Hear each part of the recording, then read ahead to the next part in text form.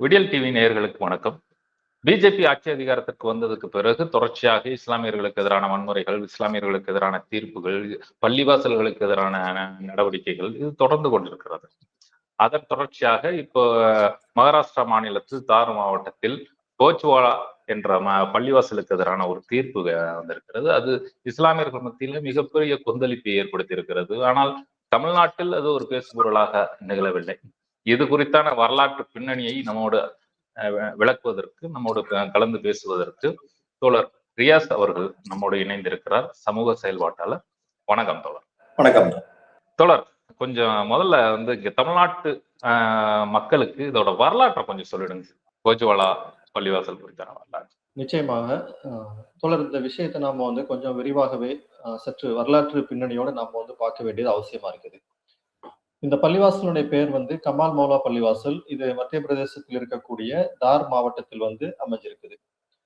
14ஆம் நூற்றாண்டின் தொடக்கத்தில் இந்த பள்ளிவாசல் கட்டப்பட்டதாக வரலாற்று ரீதியான ஆவணங்கள் சொல்லுது. ஏன்னா அந்த நூற்றாண்டுடைய இறுதி பகுதியில 1392 அதனுடைய பராமரிப்பு வேலைகளை அங்க இருக்கக்கூடிய ஒரு அமைச்சர் செய்ததாக அங்க இருக்கக்கூடிய கல்வெட்டுல பதிவு செய்யப்பட்டிருக்கின்றது. இந்த காம்ப்ளெக்ஸ் அது கமால் மௌலா காம்ப்ளெக்ஸ் அப்படின்னு இதை குறிப்பிடுறாங்க. அந்த காம்ப்ளெக்ஸ்ல என்ன இருக்குன்னா கமால் மௌலா பள்ளிவாசலும் கமால் மௌலா என்று சொல்லக்கூடிய அந்த சூஃபி அறிஞர்னுடைய அடக்கஸ்தலமும் அந்த இடத்துல அமைஞ்சிருக்கு. அப்ப காலம் காலமாக, அதாவது 14ஆம் நூற்றாண்டின் தொடக்கத்தில் கட்டப்பட்ட அந்த பள்ளிவாசல் காலம் காலமாக பள்ளிவாசலாகவே இருந்து வருகின்றது. முஸ்லிம்கள் தொடர்ச்சியாக அங்கு 5 நேர தொழுகைகளை நடத்தி வருகின்றார்கள். இப்படி இருக்கக்கூடிய நேரத்துலதான் ஆங்கிலேயர்களுடைய வருகைக்கு பிறகு ஆங்கிலேய அதிகாரிகள் அந்த இடத்துல சர்வே செய்யறாங்க. 19ஆம் நூற்றாண்டுடைய தொடக்கத்தில் 2 சர்வேகள் மேற்கொள்ளப்பட்டு அந்த 2 சர்வேலையும் என்ன சொல்லப்பட்டிருக்குதுன்னா இது ஒரு பள்ளிவாசல், ஒரு சிறிய பள்ளிவாசல் என்று ஒரு சர்வேயில் குறிப்பிடப்படுகின்றது. சிதிலமடைந்த ஒரு பள்ளிவாசல் அப்படின்ட்டு இன்னொரு சர்வேல குறிப்பிடப்படுது. எந்த பிரச்சனையும் இல்லாமல் எல்லாம் சுமூகமாக பயணித்துக் கொண்டிருக்கக்கூடிய நேரத்தில் தான் ஜெர்மனியை சேர்ந்த ஆண்டன் ஃபெரர் என்று சொல்லக்கூடிய நபர் அந்த இடத்துல ஒரு ஆய்வு செஞ்சு அவர் தான் முதலாக, இது 19ஆம் நூற்றாண்டுடைய இறுதி பகுதியில் நடக்குது. இது கோயிலினுடைய அந்த பொருட்களை வைத்து கட்டப்பட்ட ஒரு பள்ளிவாசல் என்று சொல்லக்கூடிய செய்தியை இவர் தான் முதலாக பதிவு செய்கின்றார். இந்த ஃபுரரை பத்தி நாம பார்த்தா, ஆர்கியாலஜிக்கல் சர்வே ஏஎஸ்ஐ இவர் மீது ஒரு அகாடமிக் ஃப்ராடுக்காக நடவடிக்கை எடுத்து இவருடைய ஆய்வுகள் எல்லாத்தையுமே அது டிஸ்கிரெடிட் பண்ணக்கூடிய ஒரு செய்தியும் நாம பார்க்கிறோம். ஆனால் ஆண்டன் ஃபுரர்னுடைய இந்த தகவலை மையமாக வைத்து லீலே என்று சொல்லக்கூடிய ஒரு சமஸ்கிருத அறிஞர் இவர் என்ன செய்யறாருன்னா 1903 கர்சன் வைஸ்ராய் மத்திய பிரதேசத்தினுடைய தார் பகுதிக்கு வரக்கூடிய நேரத்தில் அங்க இருக்கக்கூடிய அந்த ஹிஸ்டாரிக்கல் மானுமெண்ட்ஸ் எல்லாத்தையும் அழகுபடுத்தக்கூடிய ஒரு வேலை இவருக்கு கொடுக்கப்படுகின்றது. அப்ப அழகுபடுத்துவதற்காக சென்ற இந்த நபர் கமால் மௌலா பள்ளிவாசலை பார்த்துவிட்டு இவர் ஒரு செய்தியை சொல்றாரு. அங்கே இருக்கக்கூடிய அந்த பள்ளிவாசனுடைய தூண்கள் எல்லாம் எனக்கு என்ன சொல்லுதுன்னா இது ஒரு இந்து கோயில் தான் இங்கே இருந்தது, அதற்கு பின்னர் இந்த பள்ளிவாசல் கட்டப்பட்டது என்று சொல்லக்கூடிய ஒரு செய்தியை இவர்தான் முதலாக வைக்கின்றார். அப்போதும் கூட கர்சன் வைஸ்ராயிடம் இவர் சொல்லும் பொழுது இது ராஜா போஜ்கா மதரசா என்பது உருது வார்த்தை. மன்னர் போஜனுடைய பள்ளிக்கூடம் என்று இதனை குறிப்பிடுகின்றார். உள்ளூர் மக்கள் இதனை அப்படிதான் குறிப்பிடுகின்றார்கள் என்றும் அவர் சொல்றாரு. அதற்கு பிறகு ஒரு கோயிலுக்கு உருது பெயரை வைத்தால் நமக்கு பொருத்தமாக இருக்காது என்பதற்காக போஜ்சாலா என்று சொல்லக்கூடிய பெயரை முதலாக இந்த லீலே என்று சொல்லக்கூடிய நபர் தான் சொல்றாரு. போஜ்சாலா, போஜ் மன்னருடைய பெயர், சாலா என்பது பள்ளிக்கூடம் இல்ல ஒரு கல்வி நிறுவனம் என்ற அர்த்தத்தில் இந்த பெயரை முதலாக இவர் குறிப்பிடுகின்றார். ஆனால் இங்க கவனிக்க வேண்டிய ஒரு முக்கியமான விஷயம் என்னன்னா சமஸ்கிருத மரபில் ஒருபோதும் கல்வி நிறுவனங்கள், பள்ளிக்கூடங்களுடைய பெயர்களை மன்னர்களுடைய பெயரை ஒட்டி வைக்கக்கூடிய பழக்கம் சமஸ்கிருத வழக்கத்தில் கிடையாது என்று சமஸ்கிருத அறிஞர்களை தெளிவாக சொல்கின்றார்கள். 2வது விஷயம், இந்த சமஸ்கிருதத்துல பள்ளிக்கூடத்தையோ கல்வி நிறுவனத்தையோ குறிப்பிடுவதற்கு சாலா என்ற வார்த்தையை விட அவர்கள் வித்யாபீத் என்ற வார்த்தையை தான் அதிகம் உபயோகப்படுத்தக்கூடியதை நாம் பார்க்கின்றோம். ஆக ஒட்டுமொத்த முரண்களின் மொத்த வடிவமாக இருக்கக்கூடிய இந்த பிரச்சனையை ஒரு துவக்க புள்ளியை வந்து லீலை வந்து அவர் வந்து தொடங்கி வைக்கின்றார். அதற்கு பின்னர் 35ல வந்து பிரிட்டிஷ் அரசாங்கம் என்ன சொல்லுதுன்னா வந்து கமால் மௌலா பள்ளிவாசல் பள்ளிவாசலாகத்தான் அது வந்து இருந்தது, இனியும் அது பள்ளிவாசலாகவே இருக்கும் என்று கெசட்டில் வந்து பதிவு செய்கின்றது. நாடு சுதந்திரம் அடைகின்றது. 1950ல் மீண்டும் இந்த இந்து தேசியவாதிகள் வந்து பிரச்சனையை வந்து எழுப்புகின்றார்கள். இந்த இடத்துல வந்து எங்களுக்கு வந்து உரிமை இருக்கின்றது, இது வந்து எங்களுடைய கோயிலை இடித்து கட்டப்பட்ட பள்ளிவாசல் என்ற ஆதாரமற்ற குற்றச்சாட்டை முன்வைத்து, எப்படி பாபரி பள்ளிவாசல் விவகாரத்தில் இவர்கள் வந்து இதே ஒரு குற்றச்சாட்டை வந்து வைத்தார்களோ, ஏகதேசம் நீங்க பாத்தீங்கன்னா வந்து எல்லாமே வந்து ஒரே காலகட்டத்தில் வந்து நடக்கக்கூடிய பிரச்சனைகள். பாபரி பள்ளிவாசலுடைய பிரச்சனை வந்து 1949 டிசம்பரில் வந்து தொடங்குகின்றது. போல்சாலாவுடைய பிரச்சனை, கமால் மௌலானுடைய பிரச்சனை வந்து 1950ல் வந்து தொடங்குகின்றது. அப்போதிருந்து தொடங்கி எங்களுக்கு மட்டுமே இங்கே உரிமை வேண்டும் என்று சொல்லக்கூடிய ஒரு வாதத்தை இவர்கள் வந்து முன்வைக்கும் பொழுது ASI archaeological survey of India அங்கே வந்து தலையிட்டு அவர்கள் வந்து ஒரு 2003ல ஒரு சமாதானமாக ஒரு ஒப்பந்தத்தை அவர்கள் வந்து கொடுக்கின்றார்கள். என்ன சொல்றாங்கன்னா வந்து செவ்வாய்க்கிழமை இந்துக்கள் அவர்களுடைய வழிபாடுகளை அந்த இடத்தில் செய்து கொள்ளலாம், முஸ்லிம்கள் வெள்ளிக்கிழமை தங்களுடைய வெள்ளிக்கிழமை தொழுகையை என்ன செய்யலாம் அந்த இடத்தில் அவர்கள் வந்து நிறைவேற்றிக் கொள்ளலாம், செவ்வாய்க்கிழமை தவிர்த்து பசந்த் பஞ்சமி என்று சொல்லக்கூடிய அந்த பண்டிகை தினத்திலும் இந்துக்கள் அங்க வந்து அவங்களுடைய வழிபாடை செய்யலாம் என்று சொல்லக்கூடிய ஒரு சமரச ஒப்பந்தத்தை ஏஎஸ்ஐ வந்து முன்வைக்கின்றது. இது சுமூகமாக வந்து இதுவும் வந்து என்ன செய்யல போகல. ஏன்னா வந்து பசந்த் பஞ்சமி வந்து வெள்ளிக்கிழமை வந்து வரும் பொழுது அங்கே இருக்கக்கூடிய இந்து மக்கள் என்ன செய்யறாங்கன்னா வந்து அவர்களுடைய அந்த வழிபாடுகளை முடித்துவிட்டு அவர்கள் செல்வதற்கு வந்து மறுப்பு தெரிவிக்கின்றார்கள். நாங்க இன்னும் எங்களுடைய வழிபாடு முடியல, அதனால முஸ்லிம்கள் இங்கே வந்து வரக்கூடாது என்று அவர்கள் வந்து பிரச்சனை செய்கின்றார்கள். பிரச்சனை நீடித்துக் கொண்டே இருக்கக்கூடிய நேரத்தில் தான் 2 வருடங்களுக்கு முன்னர் அவர்கள் நீதிமன்றத்தை அணுகி பழைய கதையை மீண்டும் அவர்கள் வந்து சொல்கின்றார்கள். நீதிமன்றம் ஒரு சர்வே அங்கே வந்து நடத்த வந்து உத்தரவிடுகின்றது. அந்த சர்வேயின் அடிப்படையில் இது ஒரு கோயில், அந்த கோயில் இருந்த இடத்தில்தான் பள்ளிவாசல் கட்டப்பட்டது என்ற ஒரு ஒருதலை பட்சமான ஒரு தீர்ப்பை முஸ்லிம்கள் தரப்பில் எந்த ஒரு கருத்து கேட்பும் நடத்தாமல் ஒருதலை பட்சமான தீர்ப்பை வழங்கி அந்த பள்ளிவாசலை இன்று இந்துக்களிடம் இவர்கள் வந்து ஒப்படைத்துள்ளார்கள். 2003 வரை தினமும் அங்கே தொழுகை நடத்தி கொண்டிருந்த முஸ்லிம்களுடைய உரிமையை ஆர்கியாலஜிக்கல் சர்வே வாரம் ஒரு முறை என்று குறைத்தது. இப்போது வந்திருக்கக்கூடிய மத்திய பிரதேச உயர்நீதிமன்றத்தினுடைய தீர்ப்பு ஒட்டுமொத்தமாக முஸ்லிம்களுடைய வழிபாட்டு உரிமையை கமால் மௌலா பள்ளிவாசலில் இருந்து பறித்திருக்கின்றது. இதுதான் வந்து இந்த சம்பவத்தினுடைய ஒரு சுருக்கமான ஒரு வரலாற்று பின்னணி தொடர். இது 1935ல வந்து இது பள்ளிவாசல் தான் இஸ்லாமிய இது ஆங்கிலேயர்கள் சொல்லியிருக்காங்க. அதன் பிறகு வந்து 2003ல வந்து அதுவே வந்து ஒரு அநீதியான தீர்ப்பு. பகிர்ந்தளிப்பதுங்கிறதே வந்து என்னைக்கு இருந்தாலும் ஒரு சிக்கலை உருவாக்குவதற்கான ஒரு சூழலை உருவாக்கக்கூடியது. சரி, அதுவே இருக்கட்டும். இப்ப 2026ல வந்து இதை உடனடியாக ரத்து செய்ய வேண்டிய காரணம் என்ன? இந்த வழக்கு நீங்க பார்த்தா பாபரி பள்ளிவாசல் வழக்கை அவர்கள் நீண்ட காலம் இழுத்து சென்றார்கள்.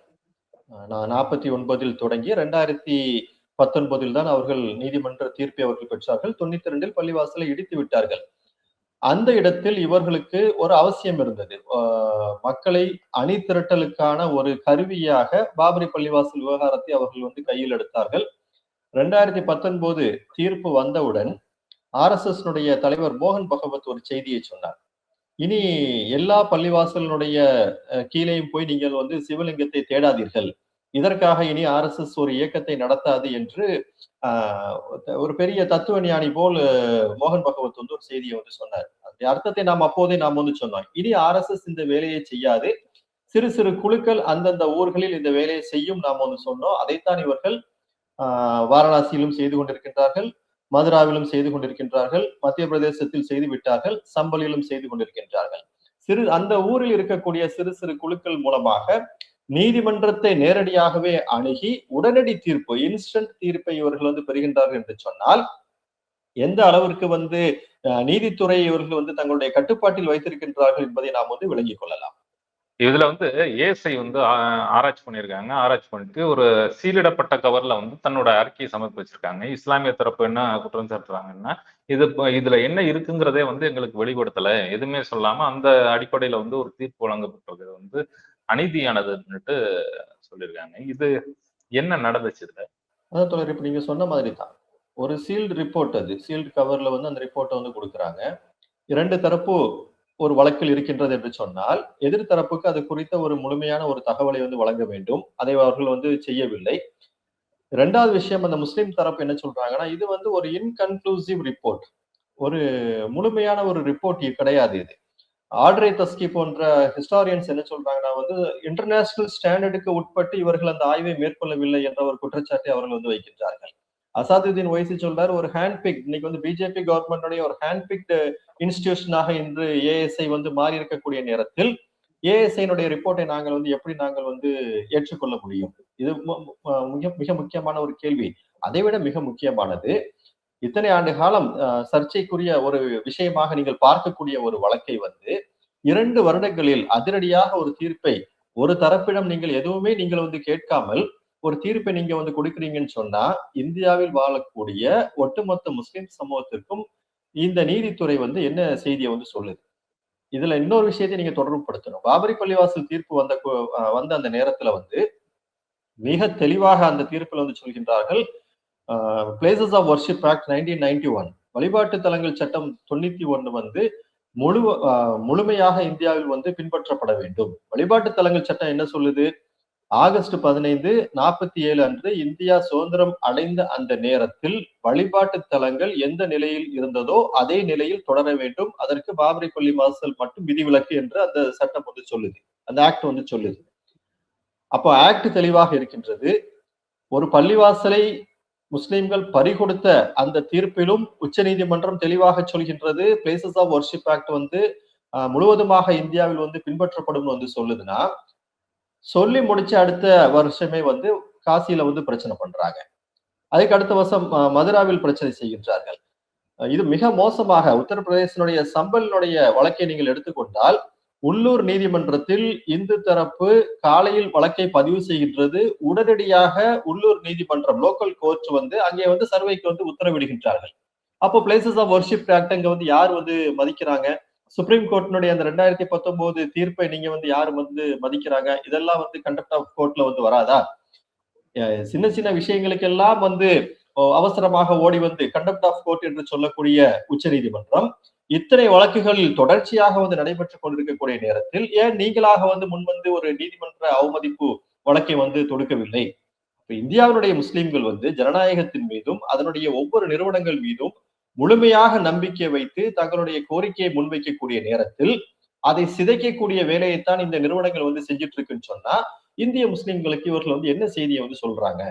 இப்ப இந்த தீர்ப்புல வந்து குறிப்பிட்டிருக்கிறது, ஏற்கனவே நீங்க பாபர் மசூதி தீர்ப்புல வந்து அந்த 1991 வழிபாட்டு இடங்கள் உரிமையை வந்து குறிப்பிட்டிருந்தீங்க. இந்த தீர்ப்புல வந்து 1991 வழிபாட்டு இடங்கள் உரிமை சட்டம் வந்து இதுல பொருந்தாது இந்த தீர்ப்புல சொல்லப்பட்டிருக்கிறதா சொல்லியிருக்காங்க. இது எதனால பொருந்தாதுன்னு விவரிச்சிருக்காங்களா? இது வந்து நாளைக்கு வந்து ஞானாவபி, மதுரான்னுட்டு தொடர்ச்சியா பல்வேறு பள்ளிவாசல்கள்ல சிக்கல் இருக்கு. இதுல எல்லாம் ரெப்ளிகேட் ஆகுமா?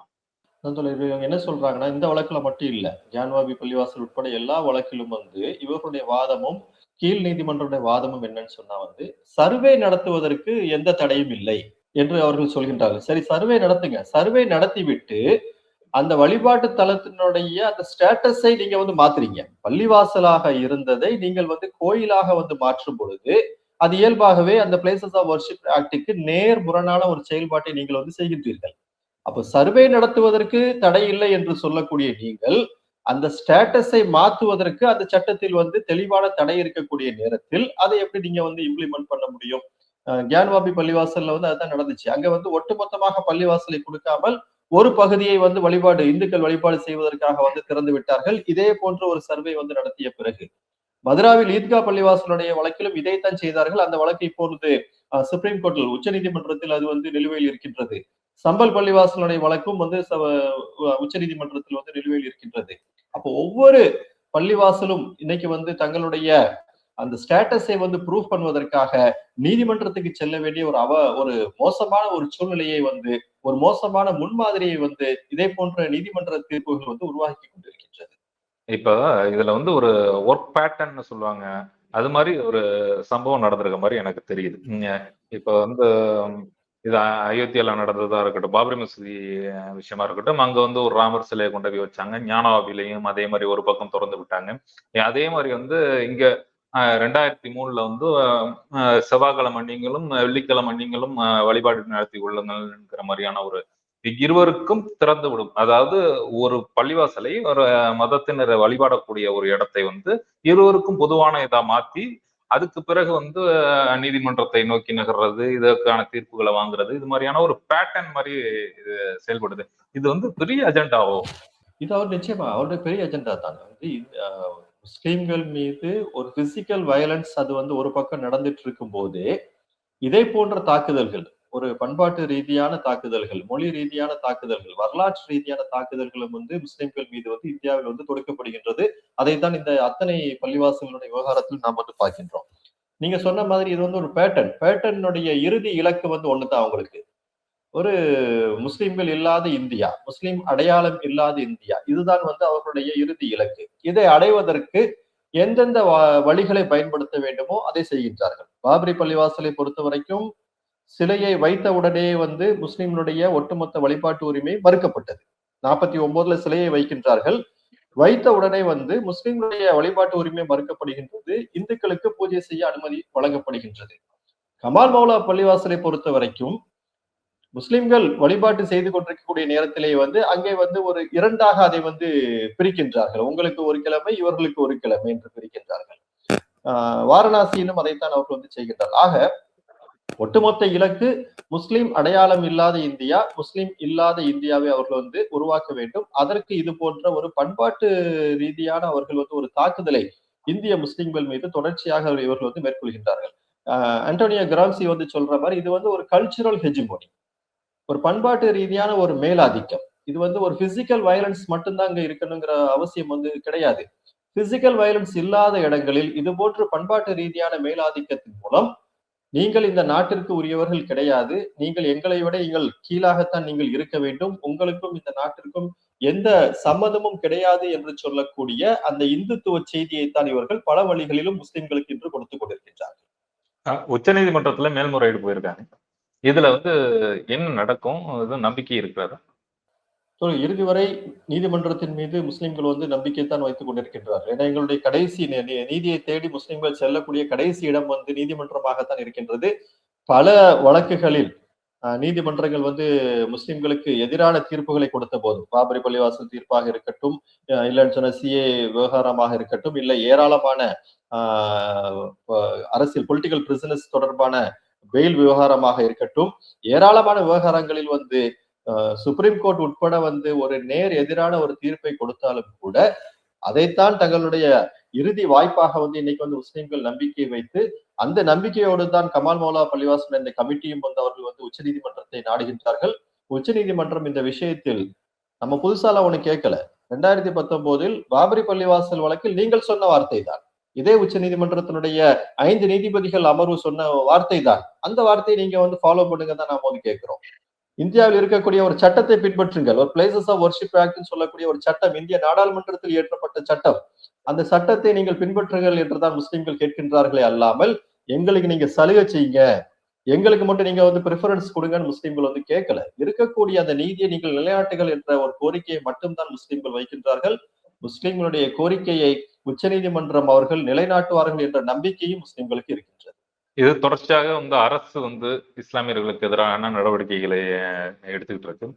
அரசுக்கு பின்புலமாக இருக்கக்கூடிய RSS போன்ற அமைப்புகள் வந்து இஸ்லாமியர்களுக்கு எதிரான வன்முறையை தொடர்ச்சியாக செய்து கொண்டிருக்கிறார்கள். வழிபாட்டு உரிமையை பிரிப்பதற்கு வந்து AISI போன்ற அமைப்புகள் தொடர்ச்சியாக செயல்பட்டு கொண்டிருக்கிறது. நீதிமன்றங்கள் அதுக்கு துணை நிற்கின்றன, அரசுகளும் துணை நிற்கின்றன. இப்படி அனைத்து வடிவங்களும் வந்து இந்த பண்பாட்டு அடையாளங்களையும் வழிபாட்டு உரிமைகளையும் பறிப்பதற்கான வேலையை செய்து கொண்டிருக்கக்கூடிய நிலைமையில வந்து உச்ச நீதிமன்றத்தை நாம நம்பிக்கொண்டிருக்கிறோம்.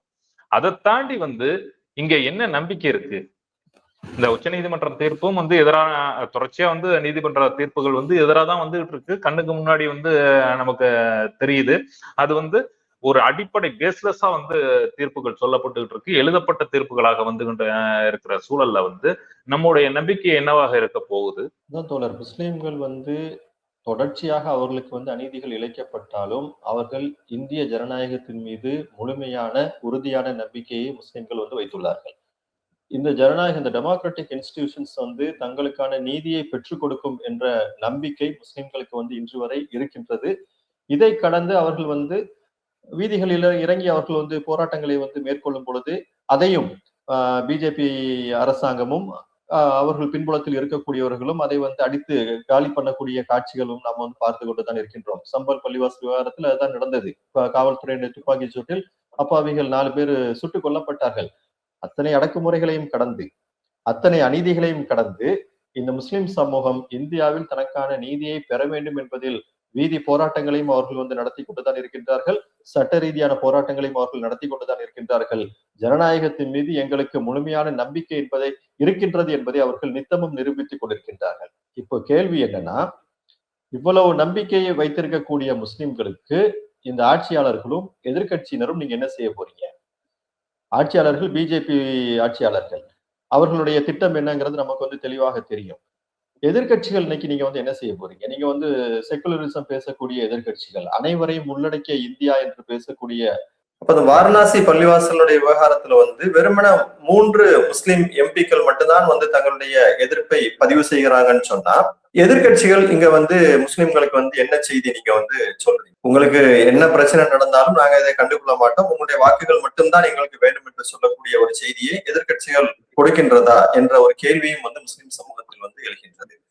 மிக முக்கியமாக பொது சமூகம் இனி இந்த விவகாரங்கள் நீங்க வந்து எப்படி நீங்க வந்து கையில் எடுக்க போறீங்க? இந்த விவகாரத்தை நீங்கள் எவ்வாறு அணுகப் போகின்றீர்கள்?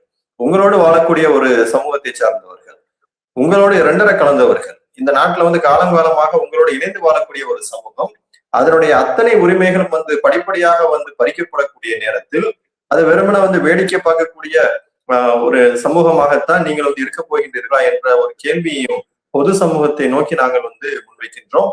இந்த கேள்விகளுக்கான பதில்கள் நேர்மறையாக கிடைக்கக்கூடிய நேரத்தில் எத்தனை இந்துத்துவ சக்திகள் அவர்கள் எத்தனை சதித்திட்டங்களை கொண்டு வந்தாலும் அதையெல்லாம் ஒன்றுமில்லாமல் ஆக்கக்கூடிய வழிமுறை இதில் இருக்கின்றது என்பதையும் நாம் வந்து விளங்கிக் கொள்ளலாம். நீங்க வந்து பொது சமூகத்துக்கிட்ட இந்த பரந்துபட்ட மக்கள்கிட்ட வந்து கோரிக்கைகள் வச்சுங்க, இத வேடிக்கை பார்த்துக்கிட்டே தான் இருக்க போறீங்க. தமிழ்நாட்டு சூழல் எப்படி இருக்கு?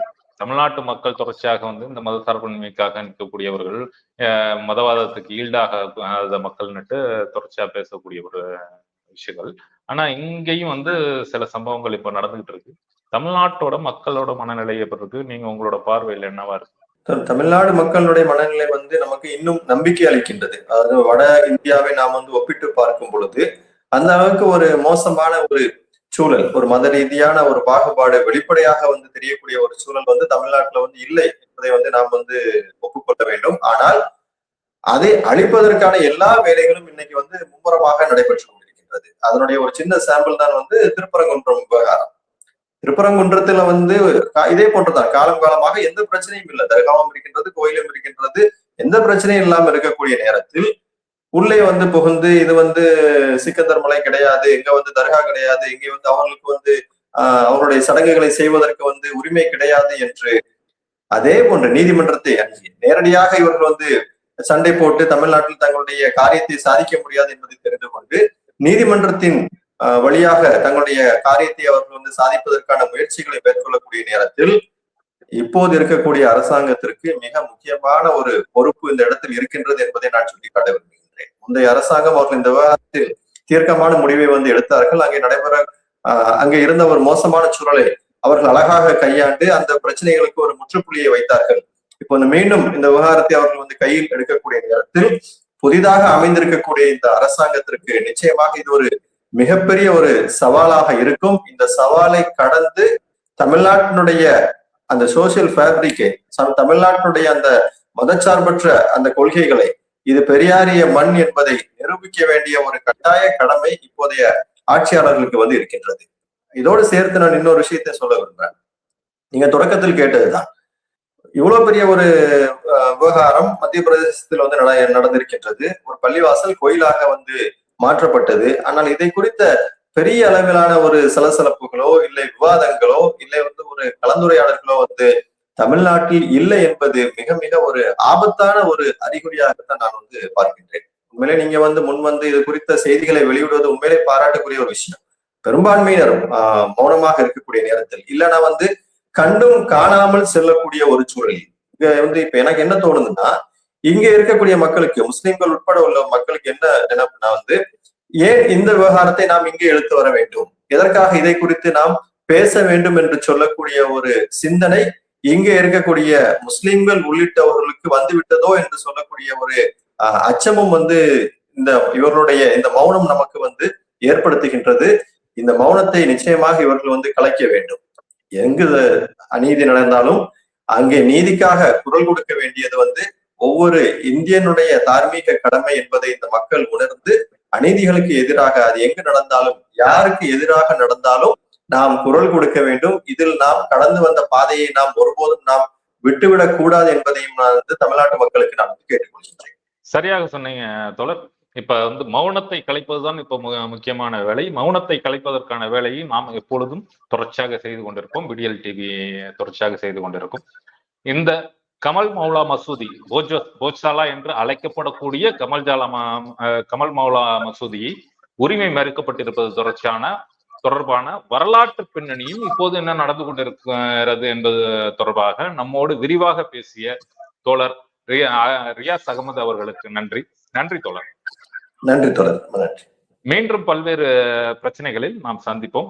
நன்றி.